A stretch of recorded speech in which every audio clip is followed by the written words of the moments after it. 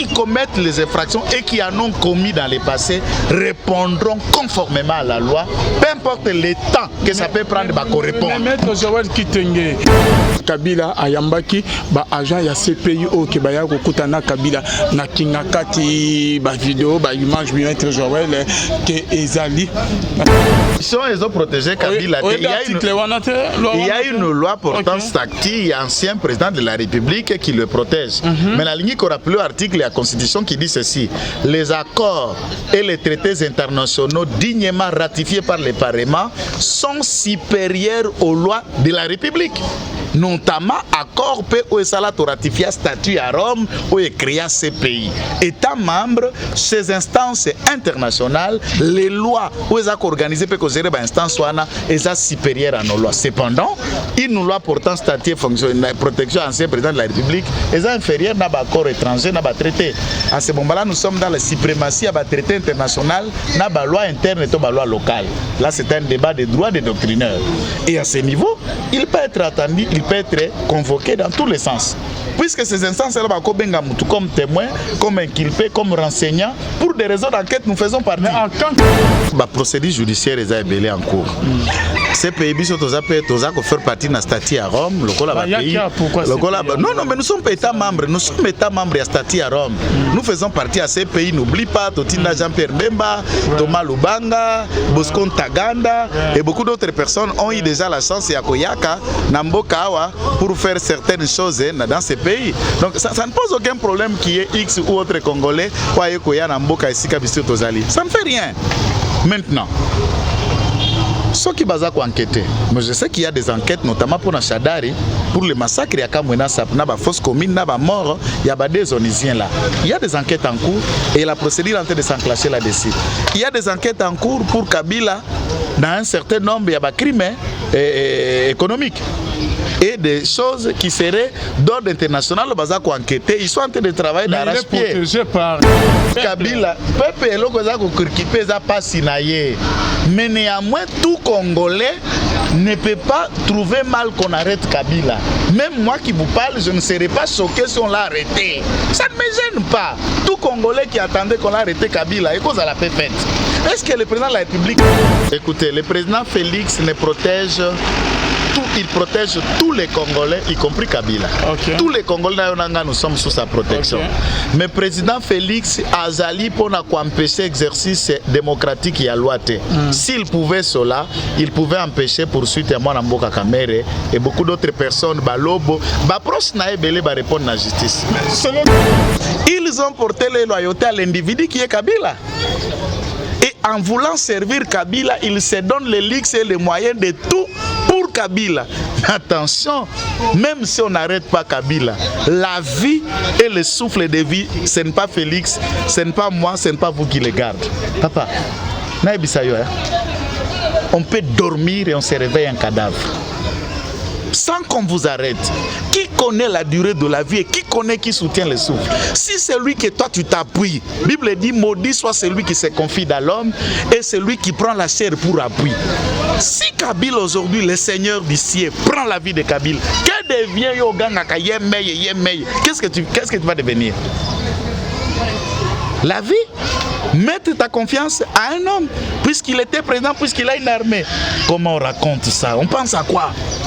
On pense à quoi? À l'éternité? À la spiritualité? À Kabila comme Dieu ou à Kabila comme un être humain? Ils ont protégé Kabila. Il y a une loi portant statut ancien président de la République qui le protège. Mais la ligne qu'on rappelle l'article de la Constitution qui dit ceci: les accords et les traités internationaux dignement ratifiés par le Parlement sont supérieurs aux lois de la République. Notamment accord POSALA to ratifié statut à Rome ou créé ces pays. État membre, ces instances internationales, les lois où ils ont organisé pour que les instances soient supérieures à nos lois. Cependant, une loi portant statut protection ancien président de la République est inférieure à l'accord étranger, à traité. À ce moment-là, nous sommes dans la suprématie à traité international, à la loi interne et à la loi locale. Là, c'est un débat de droits des doctrineurs. Et à ce niveau, il peut être attendu, il peut être convoqué dans tous les sens. Puisque ces instances-là, comme témoin, comme inculpé, comme renseignant, pour des raisons d'enquête, nous faisons partie. Bonzambe, na Bonzambe, Lola, Ezo Futa bien-aimé dans les seigneurs, Simon Toyaro, le Bakenzama, Boto, Koye, Wapina Massazo, merci na Bandonion, Fuba Soutena Moussaloyo, merci na pasteur Fezamissi à la bouche autorisée de l'éternel depuis Zurich, na Philo Mukoya Motema Vivence de Homo depuis Londres, Maman Gisèle Louke, le Motema Papa Emmanuel na Boston, Pena frère Papi Kongé na Bonzambe, Yesunde Mossou qui s'est bien-aimé, les mains ne triomphent jamais, toujours na cadre à informer, binon. En tout cas, vous êtes toujours connecté à la chaîne Nabino, la voix céleste, la bande, on tout balinga vraiment Moussalo bien aimé dans les seigneurs. Vous avez vraiment besoin, il y a soutien Nabino, beaucoup benga na numéro yo eza likolo wana ya Orange bien aimé pour nous recouter en contact soit que vous soit moyen nini beaucoup tindela bino moi $1 biso moi $1 moi $2 moi $5 na bino et que ça vraiment bien makasi parce que tozali na likanisi bien aimé dans les seigneurs tout ça plateau na biso moko na ba matériel musu to travailler na ba bonnes conditions et pourquoi pas toto fongolisa chaîne na biso moko ya télévision la voix céleste TV na TNT bien aimé tout ça vraiment na posa ya lisumi na bino makasi Bonzambe na Bonzambe lolo ezo futa simana on to ya koloba kenzama boto quoi bien aimé dans les scènes émission le rien que la vérité to kolobela to toucher bas sujet vraiment ébélé vous êtes toujours connecté en tout cas vous allez vraiment ya ko sepela bien aimé dans les seigneurs et tozali na maître Joël Kitenge mbote maître Joël mbote Ndekwalvin mbote na balandi nyoso bakolandaka biso na la voix céleste. Que le Seigneur vous bénisse et bonnes conditions d'écoute. Nabipa et Bozouami. Maître Joël Kitenge, question c'est moko écoute ça biso déjà dans les vifs il y a émission na biso masolo na biso maître Joël. Tomoni maître Joël bande kwebele bakina ko kuta na mokonzi ya mboka pona ke basa la réforme et basa la recensement maître Joël et sango peso pensana ke élection que vous avez sous na 2023 te yo omoni en dernier maître Joël parce que je crois même que vous allez informer au méga peu ko expliquer biso raconte ya bande wana na mokonzi ya mboka ceci na bango ezala nini. Merci Ndekwalvin. J'ai déjà été habitué ma boro pembe et la langue pas dans ma poche. Je crois cette vidéo que ça l'estomac. Na lobi boye. Initiative, il y a 13 personnalités, certains sont députés. Bamsous baba kulu tonga na lula kala sepela kala bango mingi. Un journaliste ngi anzambe soki pe na sali parcours na bango politique, je vais dire merci au Seigneur. Mokonzi mboka lokola gara ya bon fonctionnement des institutions. Makanisi kaka na epo apona makite ndeko tombola mboka kaka te. Concours, il y a réflexion, proposition, analyse per réflexion ba congolais nyonso ezali le bienvenu. Tout congolais Ndekwalvin. Oyebi makambo bele tobetaka na yo na ba émission na biso. Omona mokonzi mboka atali, ba bengaka na présidence, bona ba conseiller na msusu ba bengi, ba ministre msusu ba bengaka na ba biso na banzela tokopesa ka ba bengi. Po lomoni singelo ko tobetaka lobby salami.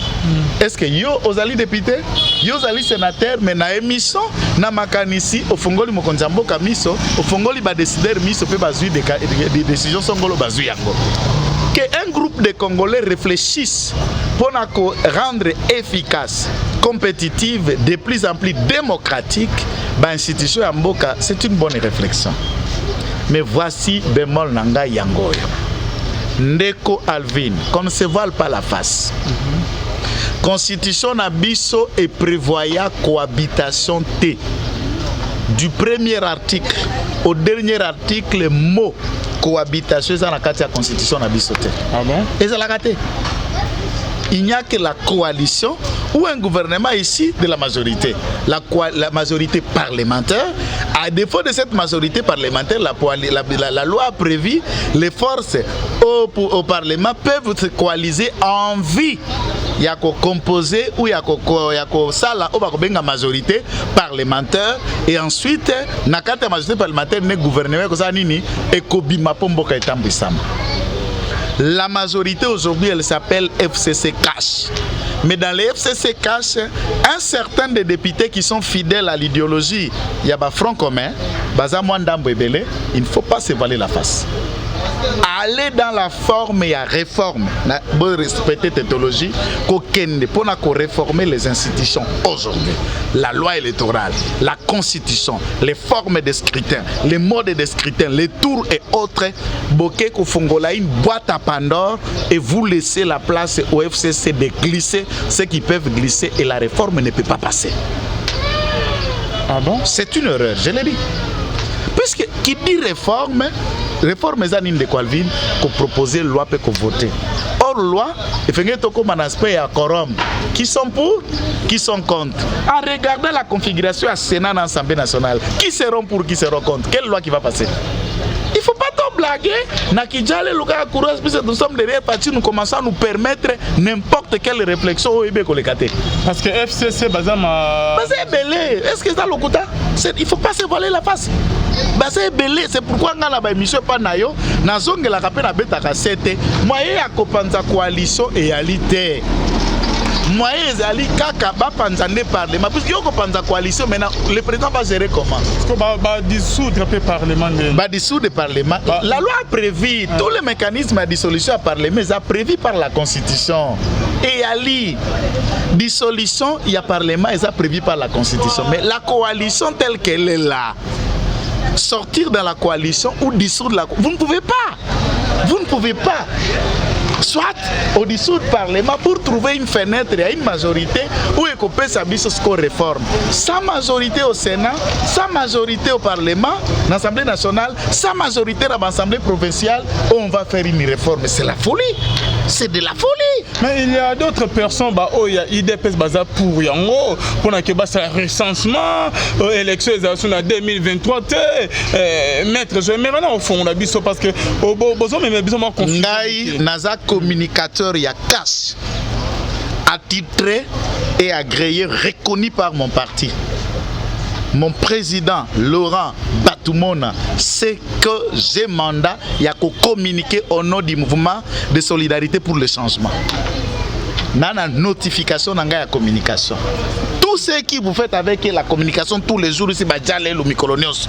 Pesaya peso mukanda ba notifier une partie qui peut ouvrir la bouche et parler, communiquer au nom de tel ou autre mouvement. C'est que Bazo maîtrise. Non, ils ne maîtrisent pas des choses qu'ils disent. Ils ne maîtrisent pas des choses qu'ils disent et ça risque il y a qu'à nuire l'opinion na Congo, une erreur grave. Vous allez réformer Ngai. Vous allez réformer Ngai nayo. Ata osali droit molaïte okoyeba ke ba député ba la parlement ba ebele anga mona bango. Tant beaucoup ça la réforme. Ça veut dire il faut qu'au Kamata ou soit je suppose qu'on doit soumettre ça à un référendum. Pour éviter le parlement tous les canaux référendum. Et pourquoi on ne peut pas faire les élections en 2023? Pour quelle raison? Pourquoi on ne ferait pas les élections en 2023? Parce qu'il y a d'autres personnes. Écoutez-moi. Peuple congolais, mettre dans la carte d'identité. Les recensements, carte d'identité et carte d'électeur, c'est deux choses différentes. On ne vote pas puisque les recensements, c'est pour les Congolais, les Liboni, les étrangers, les Kisasa, les Liboni, s'il vous plaît. Écoutez-moi, je suis désolé. Les gens qui vivent ici au Congo, il y a des Congolais, il y a des non-Congolais. Il y a des gens qui se sont naturalisés Congolais. Vous ne pouvez pas les empêcher le droit de vivre à la République démocratique du Congo. Mais ils ne peuvent pas voter, maître Joël. Celui qui vote, c'est celui qui a une carte d'électeur, il a été enrôlé dans la CENI. Par quel mécanisme? Je ne peux pas vous répondre à sa place. Moi, je voudrais que tout soit là. Vous connaissez combien de Rwandais, maître Joël, qui s'enrôlent dans la carte d'électeur? Parlant de Rwandais, vous connaissez ma position. Ok, c'est bon. Je vous ai toujours dit sur ma position du Rwandais. Il n'y a jamais eu les Rwandais congolais qui existent à côté. Dans nos 444 ethnies, nous n'avons pas une ethnie qui s'appelle les Tutsi congolais et existe à côté. Nous n'avons que des Congolais d'origine Tutsi. Il faut faire distinguo. Ça veut dire aux Congolais, au Rwanda, Rwanda, neti ba mususu baya, oye kotanga wati o silisi o komi Congolo comme ministre nengo zali place wana. Ça ce sont des Tutsi qui sont devenus Congolais. Mais des Congolais, au bazalaka na village na mabele na biso mais école na bango neti ba benga kao bandi o bazombo tout ça ba Tutsi ba lakate. Est-ce que dans Machakamo, tous ces gens là qui se disent Tutsi Congolais ne sont que des Rwandais. Mais au Congo, nous avons des Congolais d'origine rwandaise et ils ont le droit de rester ici.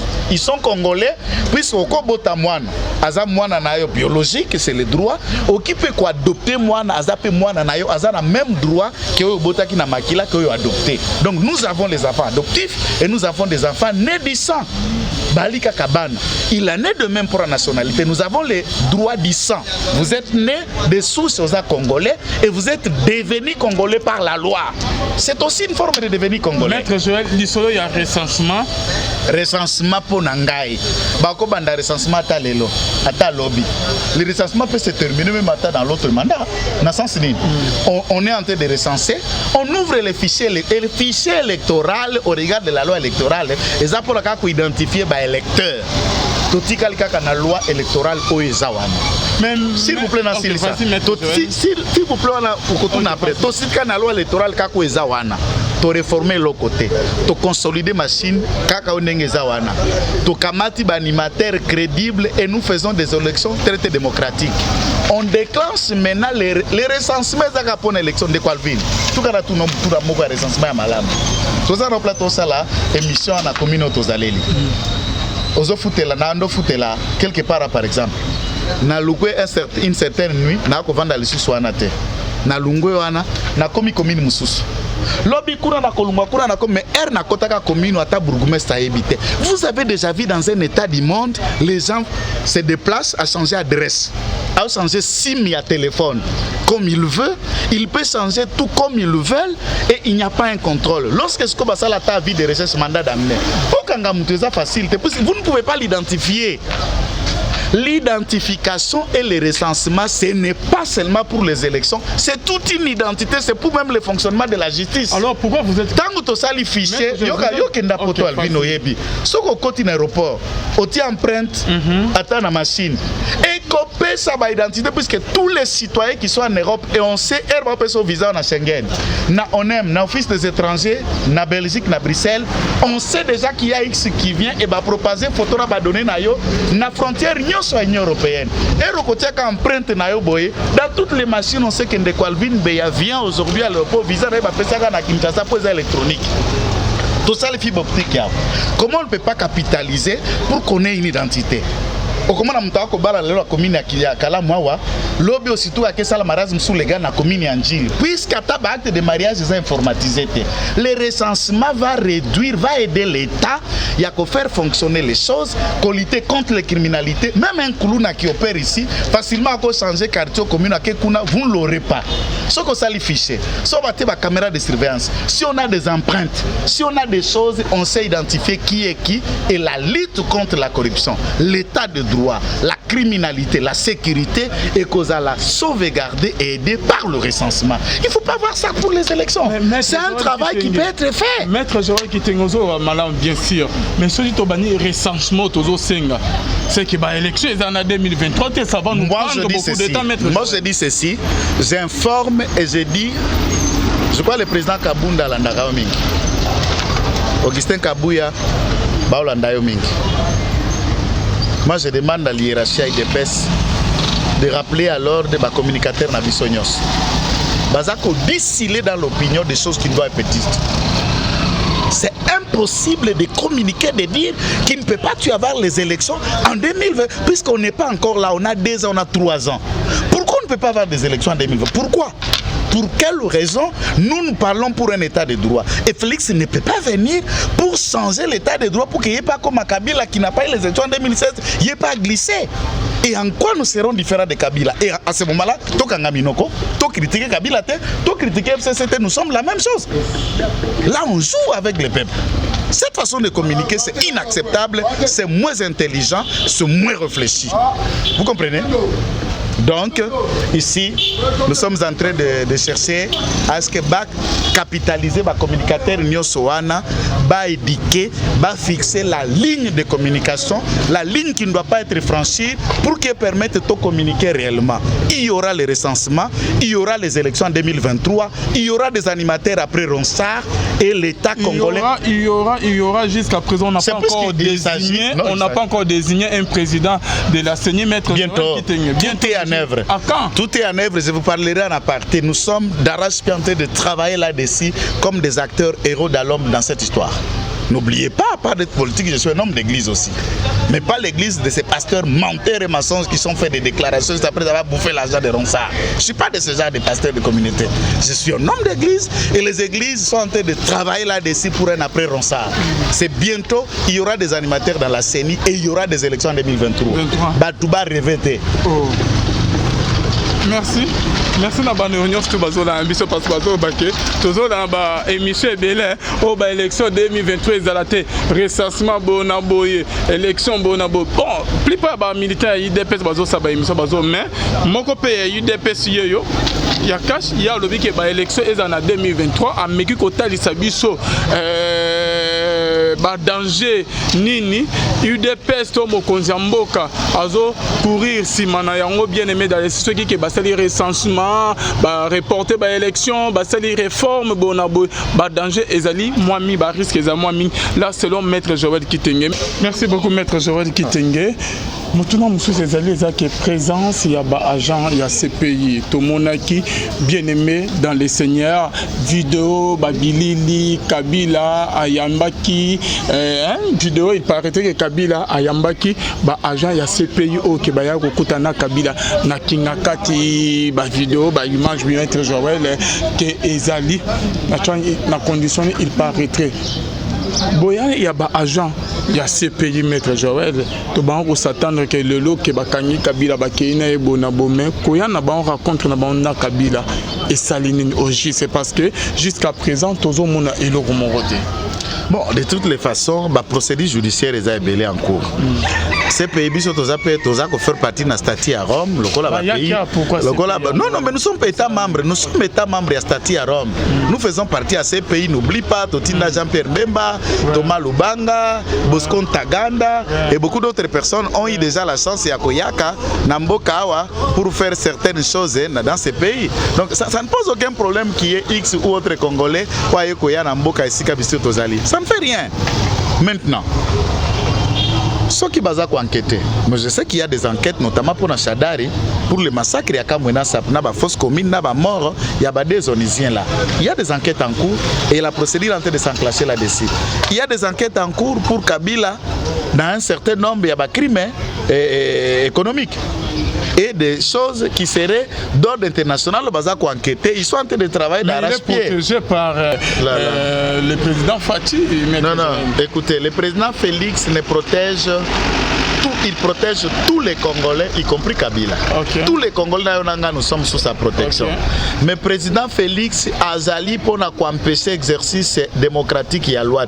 S'il pouvait cela, il pouvait empêcher poursuite à moi Mboka Kamere et beaucoup d'autres personnes. Balobo, Bapros Naebele va répondre à la justice. Il y a une loi portant statut, il y a un ancien président de la République qui le protège. Mais la ligne qu'on rappelle l'article de la Constitution qui dit ceci: les accords et les traités internationaux dignement ratifiés par le Parlement sont supérieurs aux lois de la République.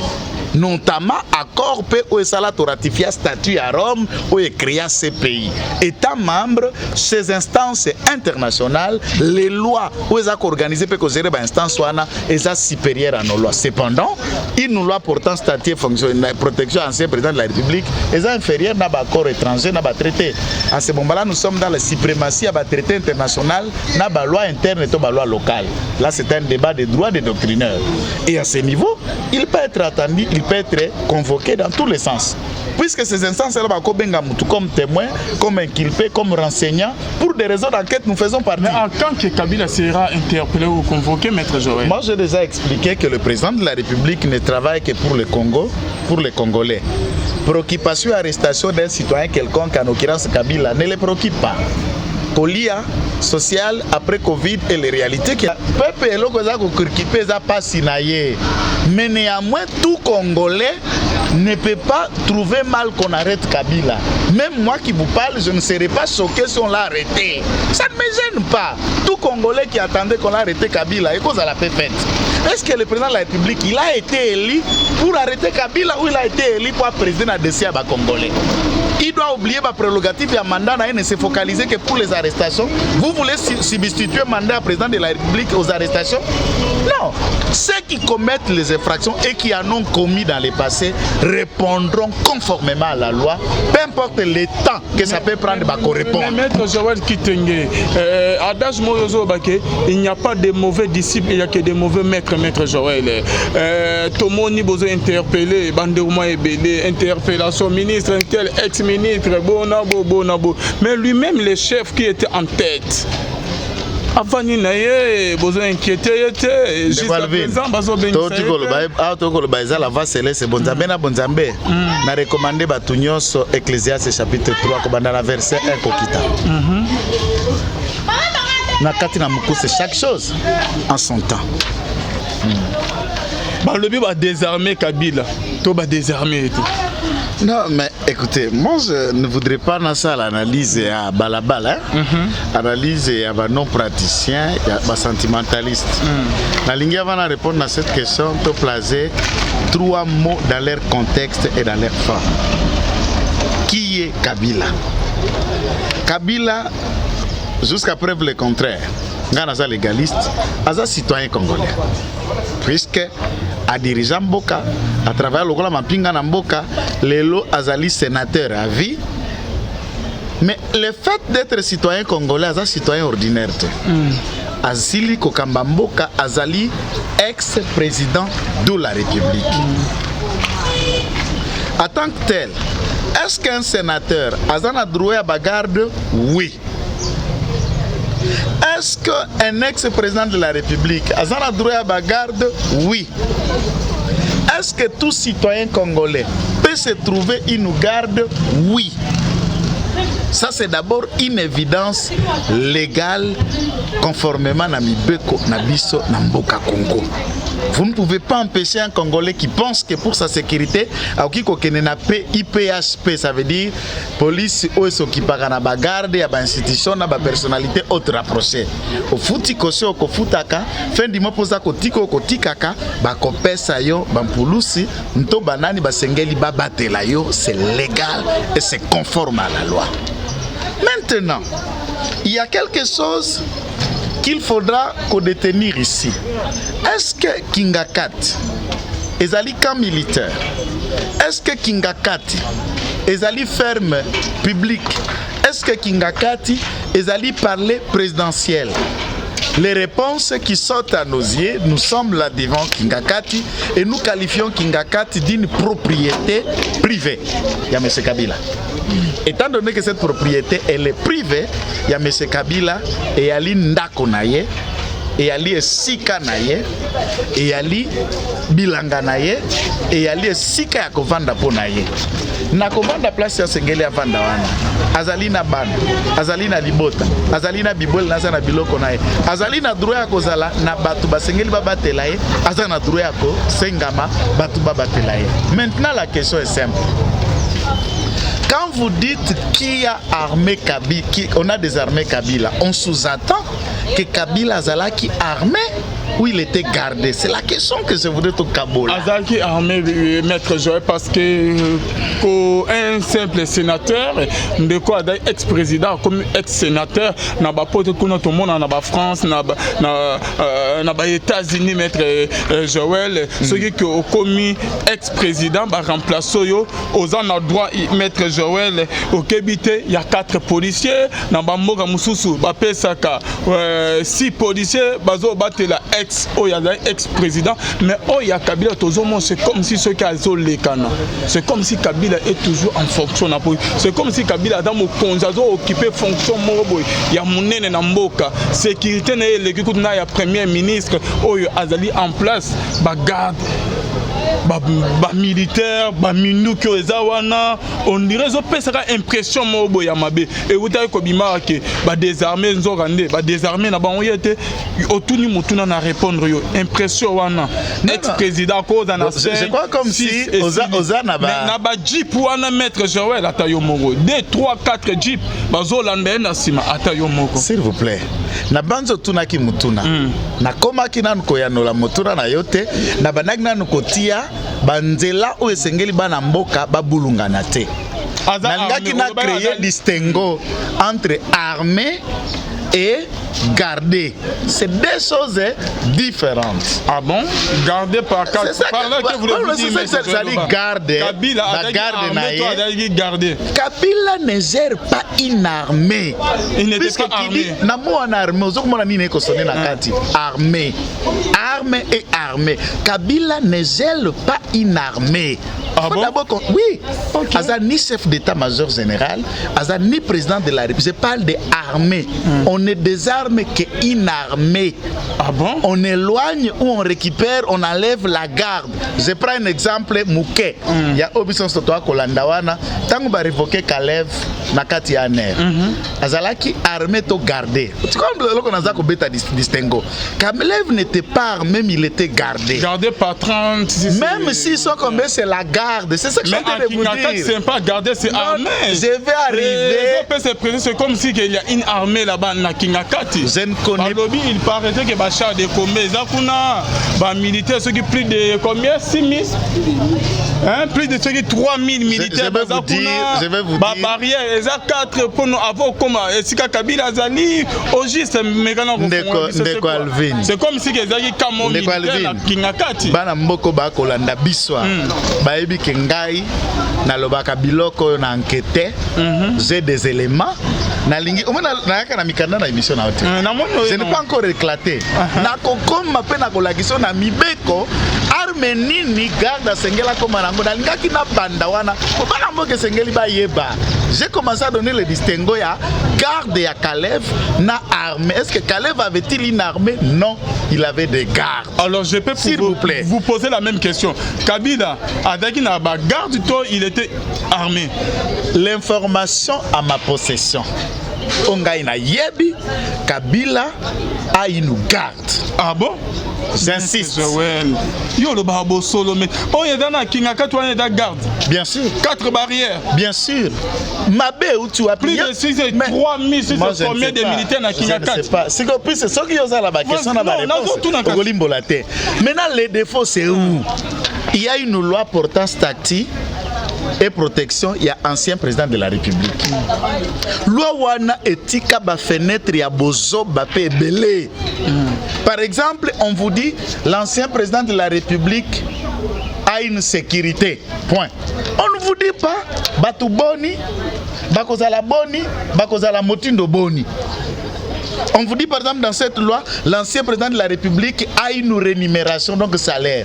Bon, déterminé à kozwaka 10 000, 5 000, 7 000, ça veut dire qu'il y a une loi bango basala pour protéger Kabila Azala intouchable. Maintenant, vous trouvez quelqu'un qui est là, Aza protégé par une loi. Je suis en train de vous amener des théories et les parallélismes des formes. Il faut comme on a niveau allé. Donc, ma fongoli, non, je reste d'abord dans l'aspect légal. Dans l'analyse, il y a l'individu. Vas-y. Fachi, comme président de la République, on a soutenir. Je crois en lui. Je le soutiens et je parle pour lui, pour l'État et pour le Congo. Au Comona, il y a une position et à la moto de pes et à la moto ya wapi, au tengami, nga soutien nangaite. Okosa makambo longo banite, okosa kamaboko nangata mkolomo kote, ngana jale lote. C'est ça ma question. Mais à ce stade, kuna nakata Kingakati, on a trouvé Otokoyo Baka ba armes non conventionnelles. Oui. Il y a des armes lourdes, bakobenga atuerie lourde, où il y a kozala na maboko ya garde te. Oka pourquoi la nosa la distinguo. Kabila zana armée, Kabila zana garde. Mais néanmoins, il s'est trouvé que na kat na Kingakati on trouve maintenant Menduke Sengele zala kaka na armée. Et non na maboko ya garde, puisque lui doit être gardé. Tu comprends comment le chanter comment lui doit être gardé, il a une garde. Il n'a pas une armée. Pour ce que la armée est une mission pour protéger et défendre l'intégrité territoriale. Maintenant, l'armée pour défendre quelle intégrité territoriale? Là, nous sommes dans une ferme. On ne peut pas prendre une armée pour défendre une ferme. Cette fois-là, il y a une milice comme une sorte de rébellion. Mais il y a une armée, il y a une bagarde, mais bagarde, il posséder les armes qui ne sont pas conformes à bagarde. Et il y a loko là, Mutuka, et comme Kitananjili, et avion bandi koleka à na boulevard Lumumba. Tu comprends ce qui se passe? Donc les endroits où on ne peut pas trouver un avion, on trouve un avion. Et là où un véhicule ne peut pas s'envoler, atterrir, on trouve un véhicule. Ça ne peut qu'étonner tout le monde. Yo Ali, mokontamboka le sous-souté. Oza na droit à bagarre, mais bagarre, bakoza na kalachnikov, ba aka, bakoza na ba revolver, bakoza na ba mortier te, bakoza na ba missile te, bakoza na ba tuerie lourde te, na ba mage, na ba SMG, na ba aka, et ya ba armes lourdes qui ne sont que conformes na mapinga. Voilà pourquoi na lingina revenir sur une loi importante. Et ça les man en 1900, ezali la loi ordonnance loi numéro 035 du septembre du mois de septembre portant 1985 j'allais dire portant régime des armes et munitions de guerre. Article 5 il y a loi wana est clair. OK. Article 5 epesi ba forme ya ba interdiction batu o basengeli bazala na manduki pe manduki ya motindo nini pona moto oyo azali na article 9 na article 10 bafongoli siko na mibeko interdiction zali na article 5 article 6 article 7 ya loi wana ba kotala ngai o ba kolanda ngeza na mbuka ezala libanda au code pénal congolais. Code pénal congolais est un vieux document ba élaboré en 1940 révisé en septembre 2009. Depuis 1940, les 1909 a révisé code. Au Kamati code pénal congolais, page 73, 74, 75, il y a code pénal congolais. Vous trouvez les éléments de référence. Vous avez un débat contradictoire. Vous connaissez le numéro de l'émission. Je suis là pour vous raconter et je mettrai quiconque en défi. Nakati na mibekoyo. Il n'y a que le président de la République seul, na exception où il y a l'article 9 et 10, n'a pas interdiction moto ko simba manduki te na munitions de guerre, excepté force agents et forces armées, agents et forces de police, gardiens ba parcs nationaux, na ba conservation de nature, ba paramilitaires et ba tuana po ba kamata manduki ina esengeli mokonzi ya mboka par une ordonnance. Autorise, vous donne ce que nous appelons l'autorisation de port d'armes. Puisque sur ce stade ici, statut à Kabila, Tango Azalaka nam général-major Alaka Mbila, il était protégé par l'article 9 de ce code et il pouvait avoir une arme. Mais Tango a démissionné l'armée et président aye civil. Pour qu'apporter une arme, a commis soumise dans le régime général, il y a Batunyo Sopa Kamatamundu qui fait une autorisation à port d'armes. Bato Bako Gabatelae Baba Soda. Baba policiers, ils ont droit d'avoir une arme conformément à l'article 9, il y a code Oyo, loi, ordonnance loi Oyo, Kaka Mobutu Ndatika Yango, Kino Lelo Moto Arriva Yangote. Législation en matière, il y a armes et munitions, Kaka ordonnance loi Ondele, qui Nyoso Namboka Oyo, Zelensky Konkan défi. Maintenant, Bakuti Obi, lance-roquette, missile Landakaso, ça veut dire que l'avion a collé Kalikolo. Ba tirer missile wana eza ko kim eza ko kende eza ko landa dimension ya son ndenge mundu na avion eza ko kende tango avion eza ko tia makelele ye pa za ko kende na ko landa makelele wana jusqu'à ce qu'on kende ko atteindre avion. On trouve ces armes là-bas. On a opposé à M. Kabila la loi. En lui opposant la loi, on lui a démontré à M. Kabila que non, mais au regard de la loi, vous êtes maintenant un sénateur, vous avez droit à une garde, tuerie lourde et qui peut faire partie les sous la gestion à bateau la yote. Sans discussion, sans débat, Kabila se trouve qu'il doit respecter la loi. Tuerie lourde, c'est-à-dire Minduke qui kozala na maboko ya bateau la yote ont été enlevés de Kingakati vers Baloge au Binduke na minene. C'est légal, c'est ce que nous appelons. Maintenant, il ne faut pas qu'on dise... C'est ce que vous appelez des armées. Oui, ces armes-là ont été trouvées dans ma boca Basengeli Bazala na Yangote. Basengeli Bazala na Yangote pour garder, puisque c'est une ferme, c'est une résidence privée. Il a besoin d'une garde et non pas d'une armée. On va distinguer dans un système entre garde et armée pour créer distinguo. Donc, j'affirme et j'insiste devant la place publique que artillerie lourde, des chars de combat, il y en avait même. Où ezalaki kuna ba missiles antisolaires ezalaki même. Il y a même, je peux insister, même des armes chimiques ont été trouvées à Kingakati. Et volontiers, Kabila a remis ça na kuna meyatiaka yango kuna. La raison c'était pour la sécurité. Il y a ba arme wana ekuya na maboko ya monguna te. Puisque ba code secret ya ba missile na ba code ate ya banano comme on attend na ba États-Unis na bipai quand président de la République nazala na code wana na clé. Ba pesa kata chef d'état-major général te. Na remise et reprise tango basengela ki basala ba vanda kateta te ba niko fongola na ba secret ya Minduki. Alo ayebisaka déjà mokonzi mboka ke Minduki mosusu asekele tuna na kenda kotia ngo epa na ngai pona raison sécurité. Toutefois c'est lui qui était dans le pouvoir. Il pouvait le garder pour les besoins ya intégrité et sécurité territoriale. Maintenant, il n'est plus au pouvoir. Quoi d'anormal de le retourner au sein de l'armée? Pourquoi ba image réalité? Puisque l'opération Anna et Salemaka entre minuit et 3 heures du matin. Ah bon? Ça s'est produit successivement et c'est une vérité. On n'a pas enlevé la garde, on ne les a pas enlevés des calages. C'est pourquoi vous avez vu une vidéo que Madame Olive a monté qui n'a pas, bien sûr, la garde elle est là. Na Toubama Kalachnikov, ça leur garde de sécurité, mais les tueries, Azouakasi caméra, na Sylvie Bongo, pour bazali ba charger la communication nae, ba kene la question ba char de combat, ba marque na ba missile zalak na Kingakati sokezali. C'est ça la différence qu'il faut faire dans le distinguo.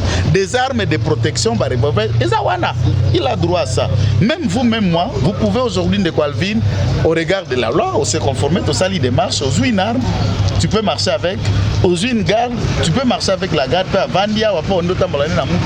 la loi n'empêche pas.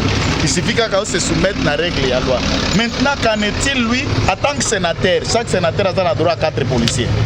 En tant qu'ex-président a droit à une sécurité. Ce que un sénateur n'a ex-président, il a toujours besoin d'une sécurité. Maintenant, sur nombre, il y a des gens qui sont na Kinga. Parce que Kinga, il faut que ça la paix distingue avec l'autre mususu. Il y a l'ina bilongi mususu, na batu mususu bali kuna, okomona bali peut-être ba soda te, mais au moins la baka bilongi bakokana na ye. Ba lo ba pe munoko mboka ka koye pa oloba. Donc vous comprenez un peu, il y a des gens qu'on ne sait pas distinguer. So ba bande connaît ba ka pour so ba noko na eso ki banani. Bazaku no maka ba zolo milai. À ce stade là, on ne sait pas combien de gens y vivent. C'est une ferme. Peut-être ba cultivateur ba kate la bilanga, bala ti pe ba sokoto. Peut ba noko ne ba takata ba Tanzanie, peut-être ba Rwanda ba biloko motindo wana. Et ils sont là-bas dans la ferme. C'est ça la différence, on ne sait pas distinguer qui est qui là-bas, mais zanda kwa mutu. C'est chez lui, c'est sa ferme. C'est sa ferme. Ok, merci beaucoup. Kingakati est un cas militaire. Non, on a enlevé toutes les armes lourdes qui ne font pas partie des conventions à Bato Basengeli Babatela. Individu simple. Il n'est plus le président de la République, il est sénateur, il est ex-président. Il ne peut pas avoir la tuerie lourde derrière lui. Ok, n'a pas résidence à Mokonzamboka Nansele. Il n'y a pas la tuerie lourde dans la résidence de Félix Nansele.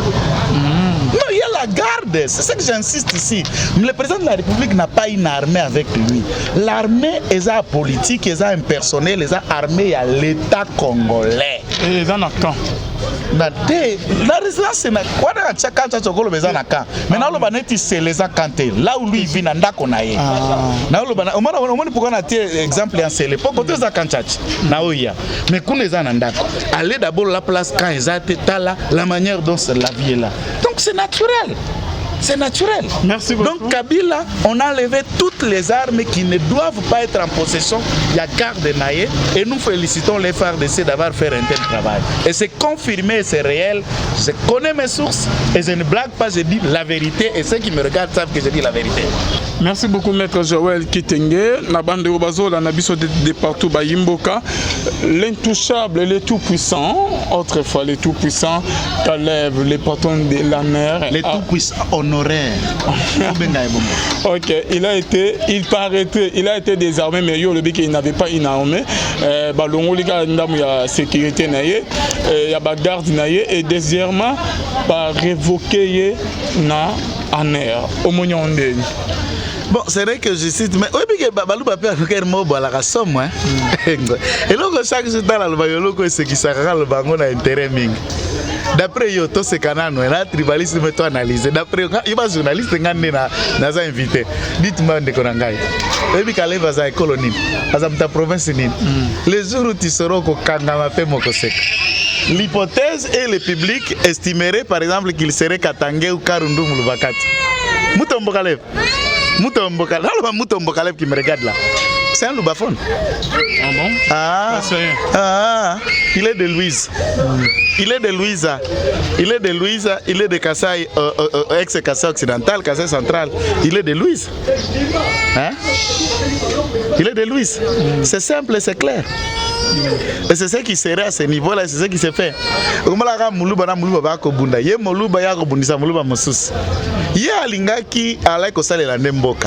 Mais c'est ce qui tire beaucoup d'entre eux dans le FCC, Front des comédiens du Congo. Dans ce front des comédiens du Congo, il y a des gens qui ont oublié la loyauté à la nation et à l'idéal qui est le Congo. Ils ont porté la loyauté à l'individu qui est Kabila. En voulant servir Kabila, il se donne les luxes et les moyens de tout pour Kabila. Attention, même si on n'arrête pas Kabila, la vie et le souffle de vie, ce n'est pas Félix, ce n'est pas moi, ce n'est pas vous qui les gardez. Papa, on peut dormir et on se réveille un cadavre. Sans qu'on vous arrête. Qui connaît la durée de la vie et qui connaît qui soutient le souffle?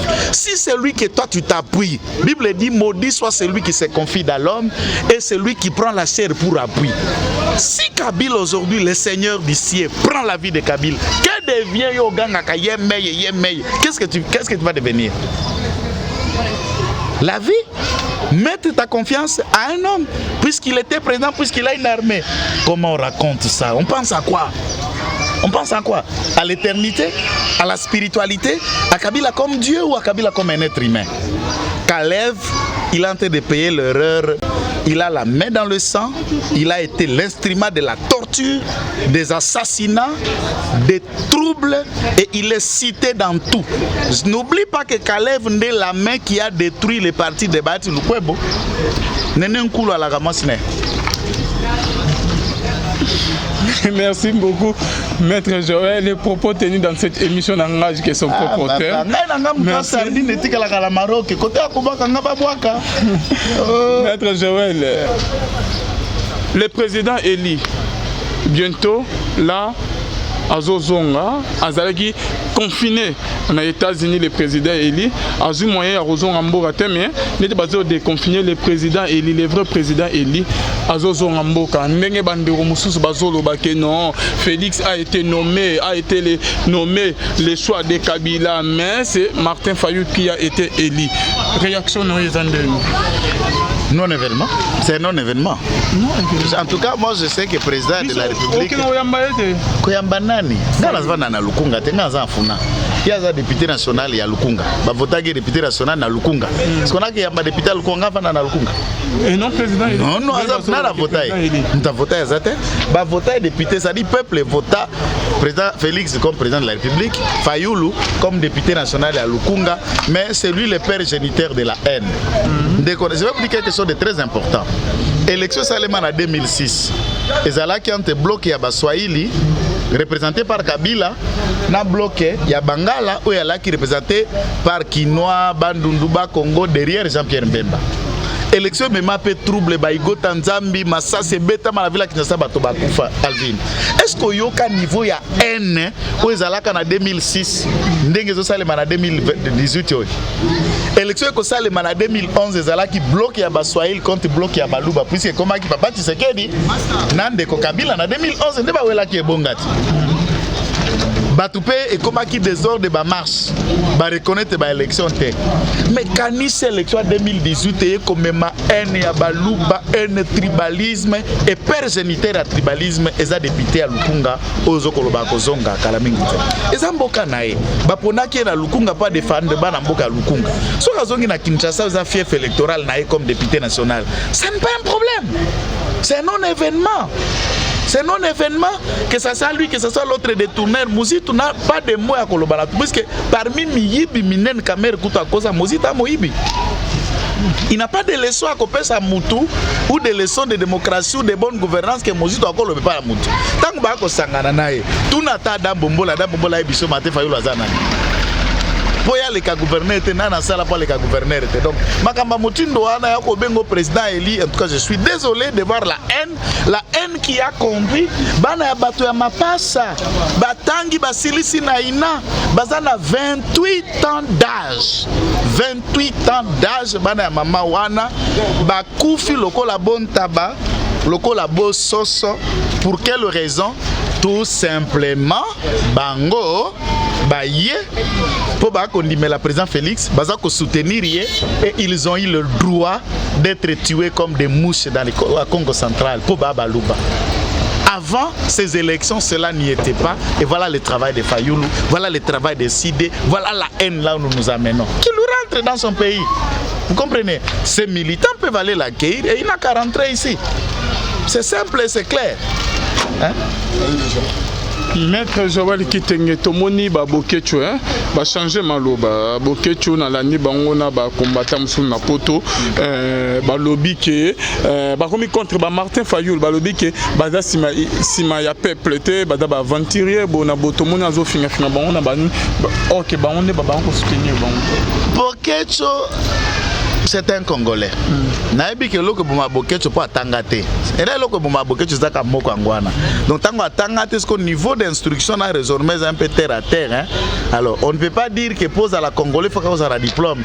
Tout Congolais na abruti lokola e na bato batanga, tout le monde a sa place ici. C'est pas un problème. Mais néanmoins là, il s'est posé des bonnes questions pour avoir des bonnes réponses. Vous ne pouvez pas soutenir l'insoutenable. On ne peut pas devenir un combattant à vie.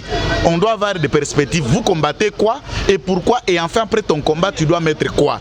Et en regardant Bokecho veut faire du combattant à poto comme une carrière. Et là, c'est un raisonnement d'un abruti. Et je ne me cache pas les mots de le dire. Donc, moi, je crois que Bokecho a intérêt, notamment les gratuités au Banda. Bon, Covid est compatible avec gratuité.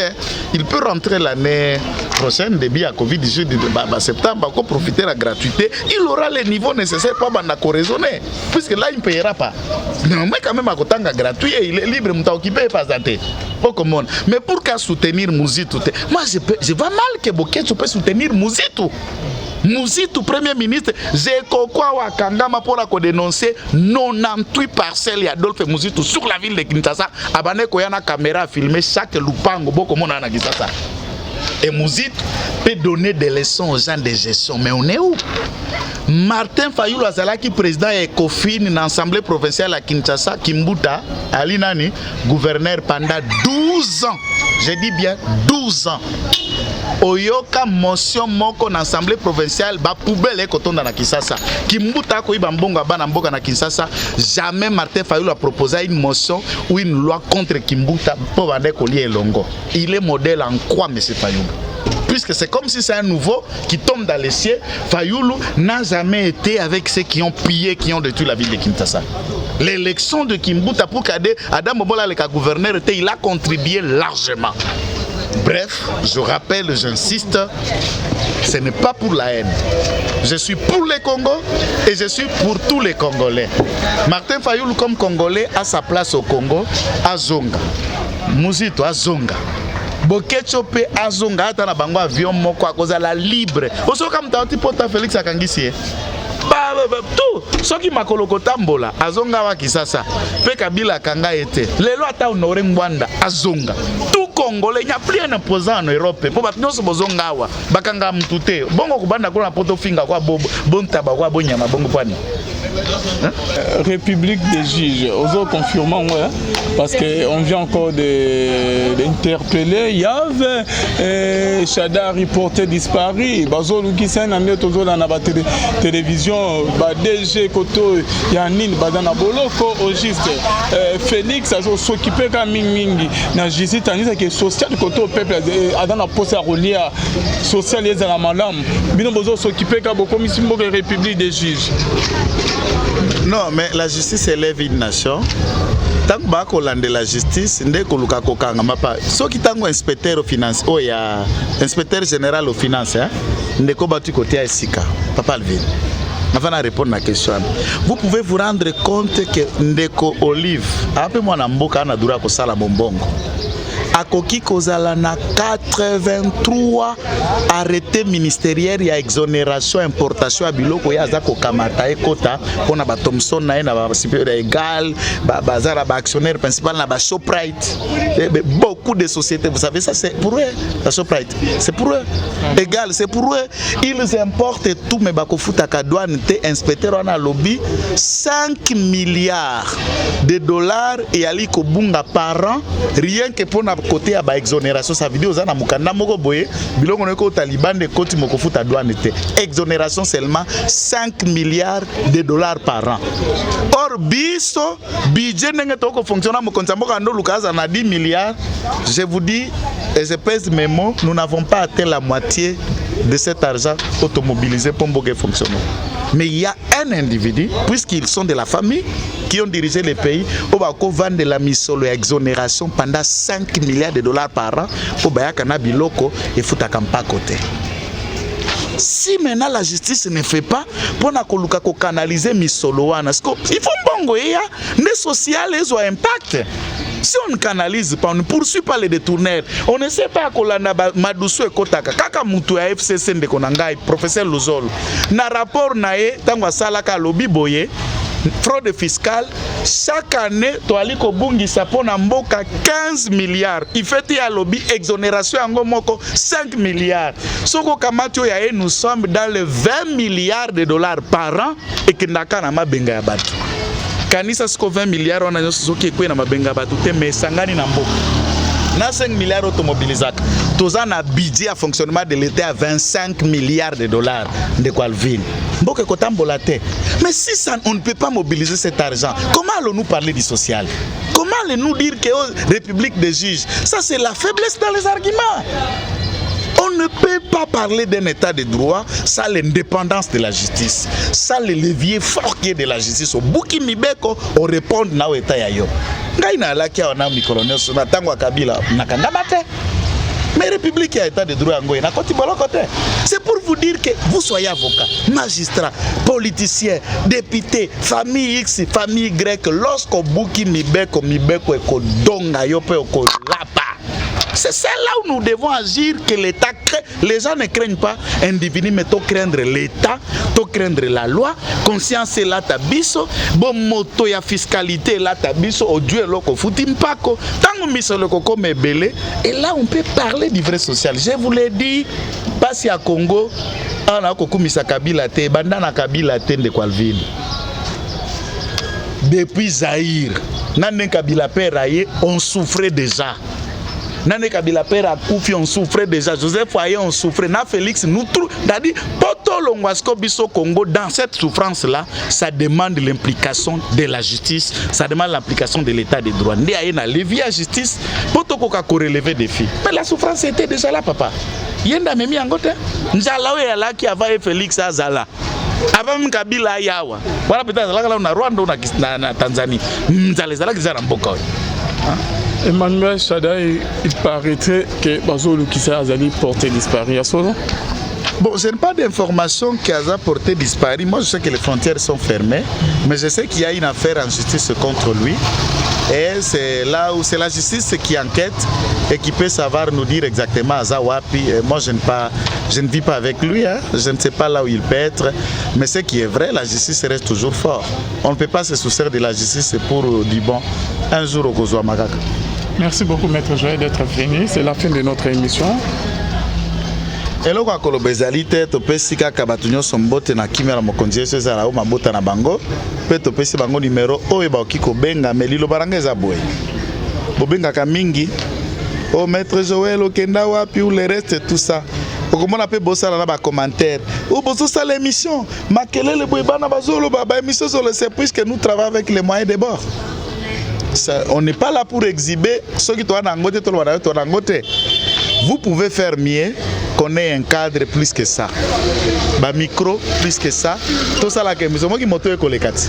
Puis tout ça l'émission Libanda. À ciel ouvert. À ciel ouvert.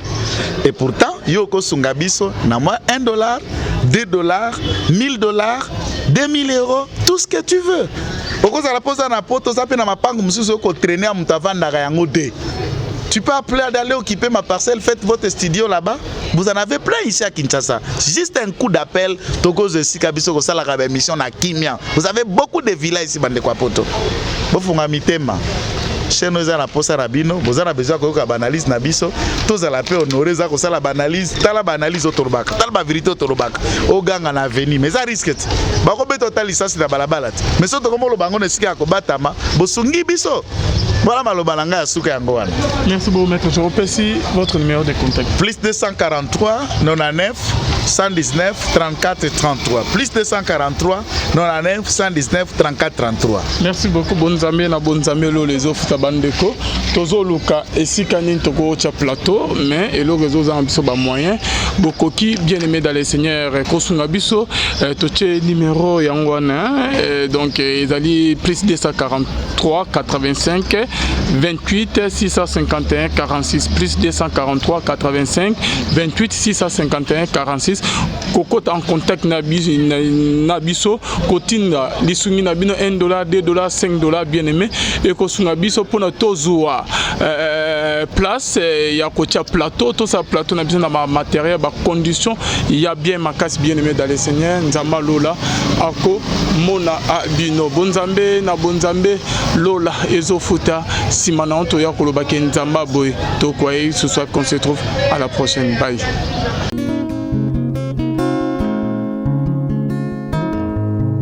Le temps passe et ne s'arrête jamais. Alors réveille-toi mon ami. Et tout ce qui nous quitte chaque jour, laisse que cela nous serve de leçon. Car à chacun son jour, à chacun son tour. Peut-être demain sera ton tour. Alors réveille-toi et prépare ton âme. Car un jour.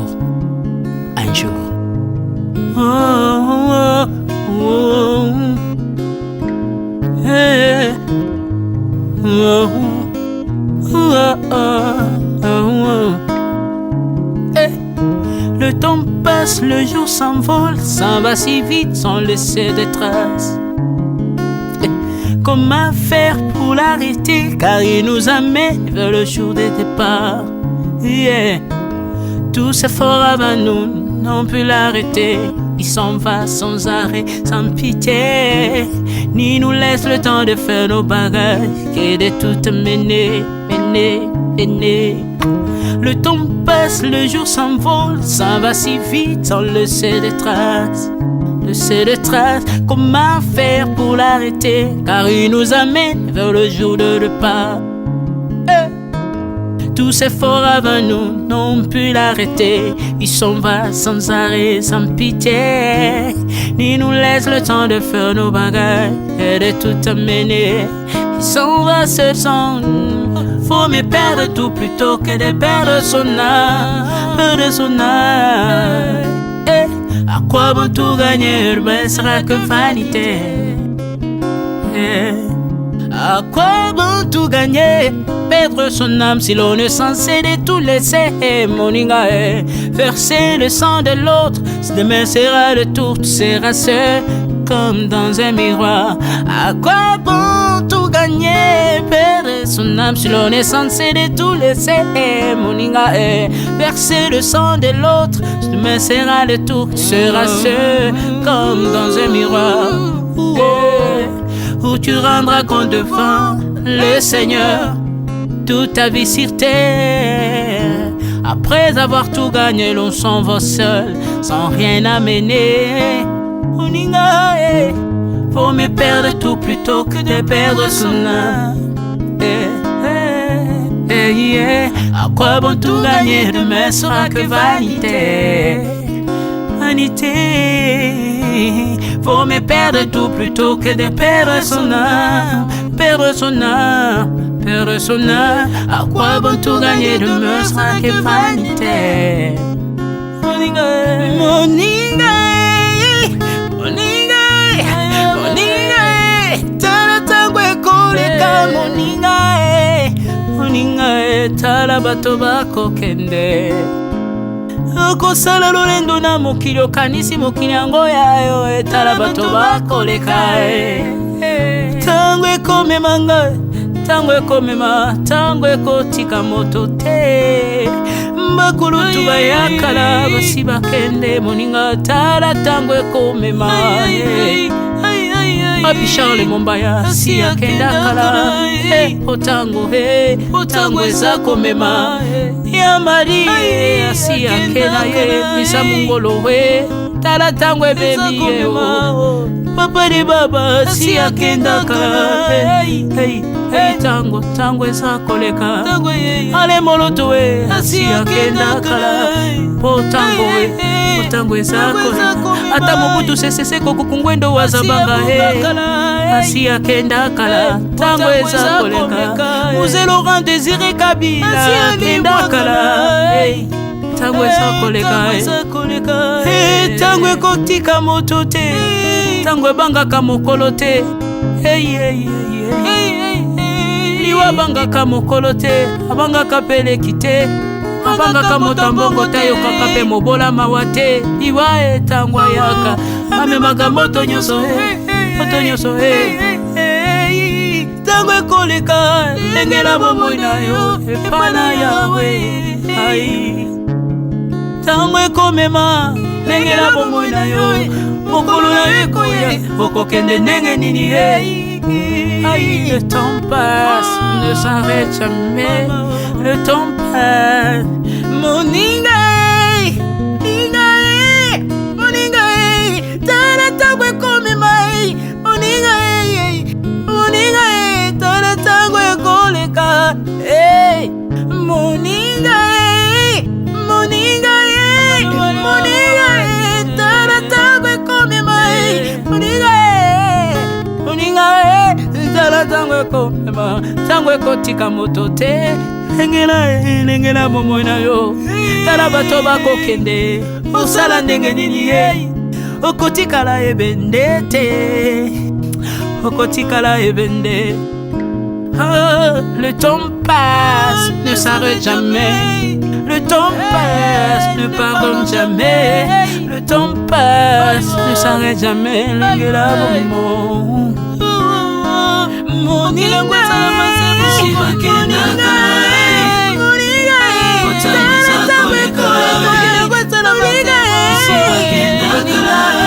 tala tango ekoleka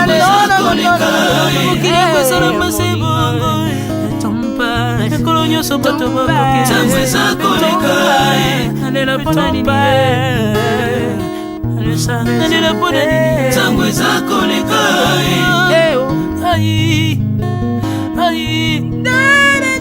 tango eza koleka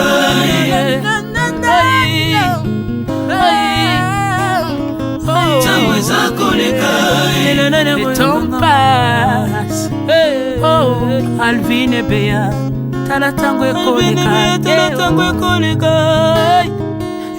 nabongisa bomonanga mpona nini bato bakokende biloko nyonso ekoleka nalelalela ntina nini natangisa makila na boma bato mpona nini soki nyonso ekoleka un jour nabanga kufa mpona nini soki naza putulu ya pamba mokolo ezali na koleka le temps passe